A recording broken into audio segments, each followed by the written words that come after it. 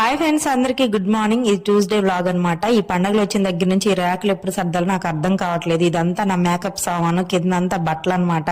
ఇవి చూస్తుంటే భయంకరంగా ఉంది, నాకు నిజంగా భయం వేస్తుంది. మళ్ళీ వీటికి ఎప్పుడు ముహూర్తం కుదరని తెలియదు. ఇంకా మార్నింగే లేచాను, అంట్లన్నీ తోమేసుకున్నా, షింక్ అయితే క్లీన్ చేస్తున్నా.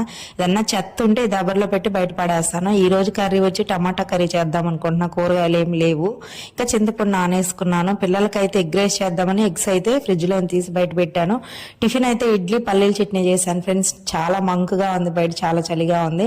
ఇంకా బట్టలు కూడా ఆరబెట్టేశాను. మా పక్కన పెరట్లో ఒక చెట్టు వచ్చింది. మొక్క అయితే గుంటూరు సైడ్ చిలక మొక్క చెట్లు అంటాం మేము. మీరేమంటారో కమెంట్ చేయండి. భలే రెడ్గా ఉన్నాయి టమాటా కలర్ లో. ఇంకా అటు సైడ్ దూకి తెచ్చుకోవాలన్నమాట ఎప్పుడోకప్పుడు.